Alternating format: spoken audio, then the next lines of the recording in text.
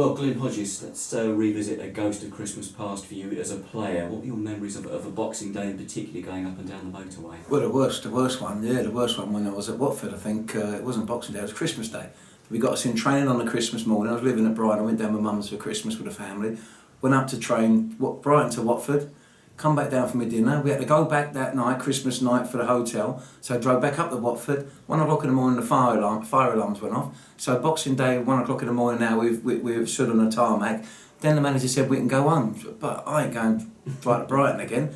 And I went round Mark Morris's house, stayed the night there. Game got called off the next day. So that one that stuck in my mind was probably the worst one I've had. But we've had some good ones. Yeah, well, you've got to really feel, I suppose, this time around for the fans at this time of year, because they always look for these dates in the calendar, don't they? Well, Boxing Day's always been it's always been a local derby or a local game. So it was that purpose that the fans can come and share that experience with us. So it's always been traditional. Unfortunately, it's not the time this year, and it's one of them things. But we're well aware of that, and it's a new year coming, so things could move on then. Oxford United, just behind us in the table, they've got a game in hand. But they won't have played for about 11 days by the time we face them, though.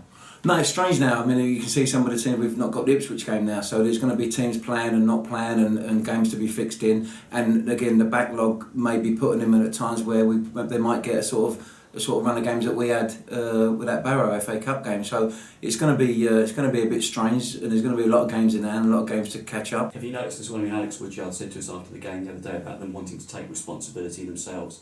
Are they taking it upon themselves a bit now? Yeah, well, we're trying to encourage that.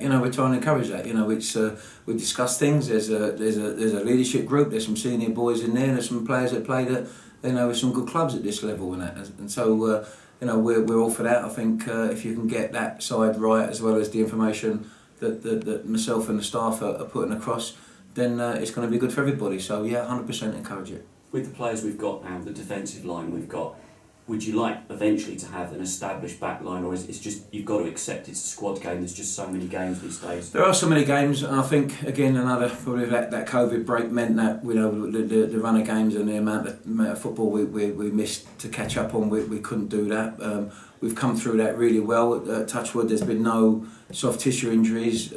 Chris McConnell, Tim and Matt have done brilliant, in that side of keeping things ticking along. So, now we seem to have, now with the Ipswich game, we've got a nice a couple of weeks where we can get some good work back into them, as opposed to them, just recovering and playing. So and then they can spend longer on the grass than they have done, because it's normally they're recovering. You've got to get them in to keep them fresh. But there's a body of work now to be done, which would hope us in good stead for January. And as you said as well, I mean, this time of the year as well, it's been a tough year for the players.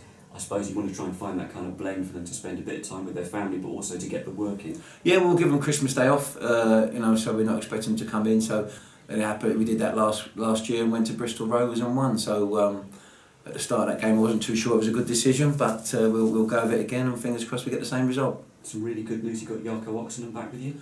Yeah, he come through 45 minutes for Brentford B at the weekend. So he's trained today, and fingers crossed the next couple of days he'll be fit for selection. And we've seen Luke O'Neill just come out from the gym. He's really stepping things up now. Yeah, he's in a good place. Luke, he's really positive. He's been in the swimming pool running as well. So they're gonna step him up a little bit, and his recovery is well ahead of schedule. So really, Chris McConnell was telling us as well, you've got about 90% squad availability now. It's been great all year round. It's been really, last year I remember we was out, sometimes we had 7 and 8 bodies out, and it was all hands to the pump. But now I've got selection headaches, everyone's banging on my door, and after the run of games everyone's had a taste of that first team football and they want more. So it's good that I've got that, and we can't ask for anything more. It's going to be a bit of a different Christmas for everyone this year. Have you got kind of a special message for the fans at this time of the year? No, obviously with the lockdown and Tier 4 and out and about, it's not the best. So obviously make the best they can of it. I'm sure they will. And this time next year, I'm sure it will be all forgotten about, and then we can all celebrate Christmas and get together at Boxing Day and enjoy our football. But just stay safe and look forward to welcoming you back in the new year. Thanks for your time. Happy Christmas. Cheers. Thank you. Cheers.